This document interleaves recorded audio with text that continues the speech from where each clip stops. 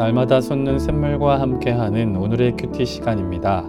4월 27일 목요일, 오늘의 말씀은 잠언 2장 1절에서 22절 말씀입니다. 제2장. 내 아들아, 내가 만일 나의 말을 받으며 나의 계명을 내게 간직하며 내 귀를 지혜에 기울이며 내 마음을 명철에 두며 지식을 불러 구하며 명철을 얻으려고 소리를 높이며 은을 구하는 것 같이 그것을 구하며 감추어진 보배를 찾는 것 같이 그것을 찾으면 여호와 경외하기를 깨달으며 하나님을 알게 되리니, 대저 여호와는 지혜를 주시며 지식과 명철을 그 입에서 내심이며 그는 정직한 자를 위하여 완전한 지혜를 예비하시며 행실이 온전한 자에게 방패가 되시나니, 대저 그는 정의의 길을 보호하시며 그의 성도들의 길을 보전하려 하심이니라. 그런즉 내가 공의와 정의와 정직 곧 모든 선한 길을 깨달을 것이라. 곧 지혜가 네 마음에 들어가며 지식이 내 영혼을 즐겁게 할 것이요, 근신이 너를 지키며 명철이 너를 보호하여 악한 자의 길과 패역을 말하는 자에게서 건져내리라. 이 무리는 정직한 길을 떠나 어두운 길로 행하며 행악하기를 기뻐하며 악인의 패역을 즐거워하나니 그 길은 구부러지고 그 행위는 패역하니라. 지혜가 또 너를 음녀에게서 말로 호리는 이방 계집에게서 구원하리니 그는 젊은 시절의 짝을 버리며 그의 하나님의 언약을 잊어버린 자라. 그의 집은 사망으로 그의 길은 스올로 기울어졌나니 누구든지 그에게로 가는 자는 돌아오지 못하며 또 생명길을 얻지 못하느니라. 지혜가 너를 선한 자의 길로 행하게 하며 또 의인의 길을 지키게 하리니, 대저 정직한 자는 땅에 거하며 완전한 자는 땅에 남아있으리라. 그러나 악인은 땅에서 끊어지겠고 간사한 자는 땅에서 뽑히리라.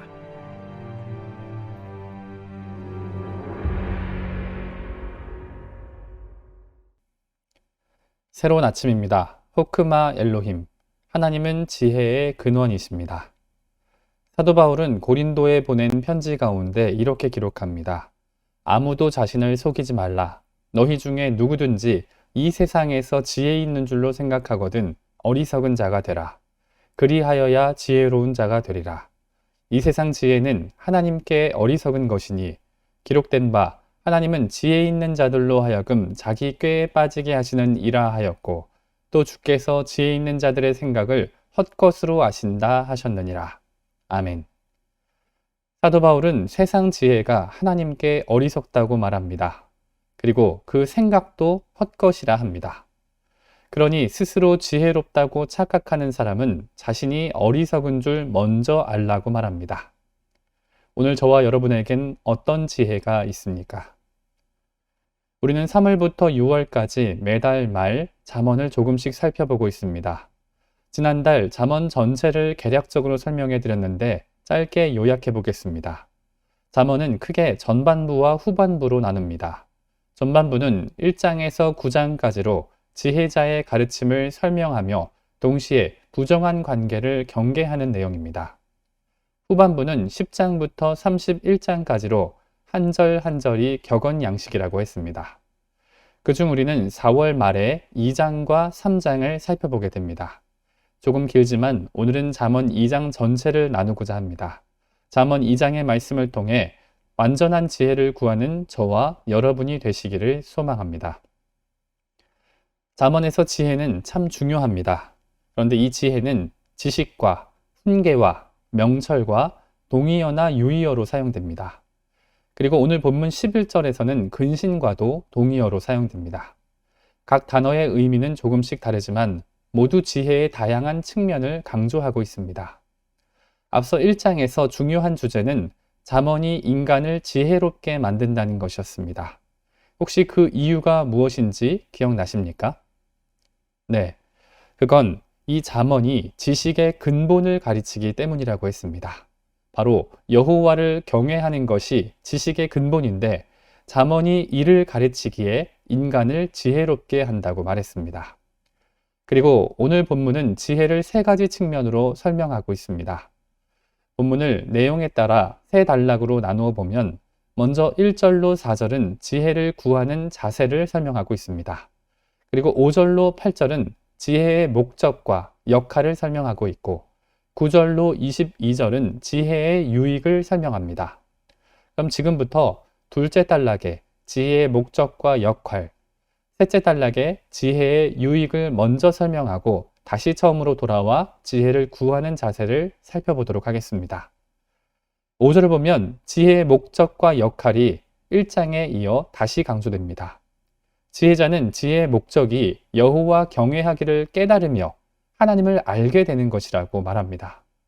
누구보다 지혜와 학식이 풍부한 솔로몬은 지혜가 존재하는 목적이 두려운 하나님을 깨닫게 함이라고 말합니다. 하나님이 누구신지, 하나님이 무엇을 하셨는지, 하나님과 나의 관계가 무엇인지 온전히 알 수 있도록 지혜가 기능한다고 말하는 것입니다. 어떤 분은 생각할 수 있습니다. 에이, 그게 뭐 대수라고 그게 지혜의 목적이냐? 라고 말입니다. 적어도 지혜는 돈을 잘 벌게 하고 오래 살게 하고 건강하게 하는 것이 중요한 목적 아니겠냐고 말입니다. 굳이 지혜가 없어도 하나님을 두려워하거나 이미 하나님도 어느 정도는 알고 있지 않냐라고 말합니다. 하지만 그런 말이야말로 지혜가 없는 말입니다. 우리는 하나님께서 주신 지혜가 없이는 결코 하나님을 마음으로부터 두려워하고 존경할 수 없는 존재입니다. 그분의 은혜가 아니고서는 절대 더듬어 그분을 찾을 수 없는 존재이기 때문입니다. 그래서 지혜자는 말하는 것입니다. 지혜의 목적이 여호와 경외하기를 깨닫고 하나님을 알게 하는 것이라 말입니다. 과연 오늘 저와 여러분은 하나님을 얼마나 경외하고 있고 그 하나님을 얼마나 안다고 말할 수 있겠습니까? 이어서 9절로 22절은 그 지혜를 얻게 되는 유익을 설명합니다. 지혜를 통해 얻게 되는 유익을 세부적으로 세 단락으로 나누어 설명합니다. 첫째는 9절에 기록되었듯이 깨달음이고, 둘째는 10절에 기록되었듯이 즐거움이며, 셋째는 11절에 기록되었듯이 보호하심입니다. 우리는 9절의 세부 설명을 12절로 15절까지, 10절의 세부 설명을 16절로 19절까지, 그리고 11절의 세부 설명은 20절로 22절까지 확인할 수 있습니다. 먼저 9절은 지혜가 공의와 정의, 정직과 선한 길을 깨닫게 한다고 말합니다. 따라서 지혜자는 12절로 15절에 기록된 악하고 패역한 길을 따르지 않습니다. 선한 길을 분명히 알기 때문입니다. 어두운 길로 행하며 선을 악으로 바꾸는 자들의 구부러진 길과 행위를 따르지 않는 것은 공의와 정의를 깨달은 사람만 가능한 것입니다. 둘째, 10절은 지혜가 마음과 영혼을 즐겁게 한다고 말합니다. 따라서 지혜자는 16절로 19절 같이 세상 음녀와 이방 계집 같은 헛된 유혹을 피할 수 있습니다. 남편 대신 여호와를 떠나고 하나님과 약속을 잊은 채 방황하며 세상 욕망에 휘둘리지 않도록 지혜가 마음과 영혼에 참 평안과 기쁨을 준다는 것입니다. 셋째 11절은 지혜가 명철과 근신으로 보호한다고 말합니다. 그래서 지혜자는 20절로 22절 같이 안전하게 지키심을 받는다고 말합니다. 악인은 끊어지고 간사한 자는 뽑히겠지만 명철과 근신의 보호를 따라 지혜자는 선한 자의 길, 의인의 길에 서며 이 땅 위에 온전히 남아 머물게 된다는 것입니다. 오늘 이 말씀을 듣는 안천의 성도님들은 지혜의 목적이 하나님을 경외하고 그 하나님을 온전히 알게 되는 것임을 분명히 인식하기 원합니다. 그리고 그 지혜가 우리에게 정의를 깨닫게 하고 영혼을 즐겁게 하며 우리 길을 보호한다는 사실도 분명히 기억하길 원합니다. 오늘 말씀을 정리하며 이제 제일 앞부분으로 넘어가서 지혜를 구하는 자세를 묵상하고자 합니다. 우리가 아무리 지혜의 목적을 알고 지혜의 유익을 알더라도 그 지혜를 간절히 구하지 않는다면 우리는 그 지혜를 찾을 수 없습니다. 본문 1절로 4절은 지혜를 구하는 자세를 점진적으로 묘사하고 있습니다. 우리는 각 구절의 동사를 중심으로 지혜를 구하는 자세를 비교해 보고자 합니다. 먼저 1절은 지혜를 받으며 간직하며 라고 말합니다. 1절에서는 지혜를 구할 때 수동적인 입장에서 설명합니다. 마치 지나가는 사람이 전단지를 받듯이 관리비 고지서 영수증을 보관하듯이 전달된 지혜의 말과 계명을 수동적으로 받는 모습을 표현합니다. 그리고 2절은 좀 능동적으로 바뀝니다. 귀를 기울이며 마음에 둔다고 말입니다.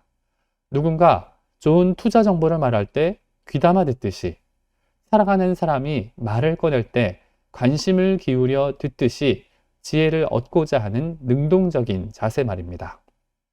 이어서 3절은 적극적으로 지혜를 찾는 모습을 표현합니다. 물건을 꼭 팔아야 하는 사람이 지나가는 사람을 불러 구하듯이, 젖먹이가 어미를 찾아 소리를 높여 찾듯이 열심히 노력하는 모습 말입니다. 그리고 마지막 4절은 구도자의 모습을 나타냅니다. 은을 구하고 감춰진 보배를 찾듯이 말입니다. 마치 누군가 인생의 목적을 찾듯이, 찾고 또 찾아봐도 쉽게 구할 수 없지만 인내심을 가지고 계속 찾듯이 지혜를 찾으면이라고 말입니다. 처음엔 수동적으로 시작했다 할지라도 점차 능동적이고 적극적으로, 그리고 본질적으로 지혜를 찾고자 노력할 때 결국 너희가 지혜를 찾아 여호와 경외하기를 깨닫고 하나님을 알게 될 것이라고 말합니다. 하나님께서는 구하는 자에게 당신의 말씀과 계명을 통해 지혜를 드러내시고 이를 깨닫게 해주신다고 약속하시는 것입니다. 사랑하는 안천의 성도님들, 간절한 마음으로 지혜를 찾으시길 원합니다. 무엇보다 하나님의 말씀과 계명을 통해 그 지혜를 구하시길 원합니다. 이를 통해 여호와 경외하기를 깨닫고 여호와를 온전히 알게 되시기를 축복합니다. 그리고 그 지혜를 통해 깨달음과 즐거움과 보호하심을 날마다 누리며 살아가시길 간절히 소망합니다. 함께 주님 가르쳐 주신 기도로 말씀을 마무리하고 개인적인 기도 제목과 자신이 속한 공동체를 위해서, 또 한국 교회와 세계 열방을 위해서 기도하길 원합니다.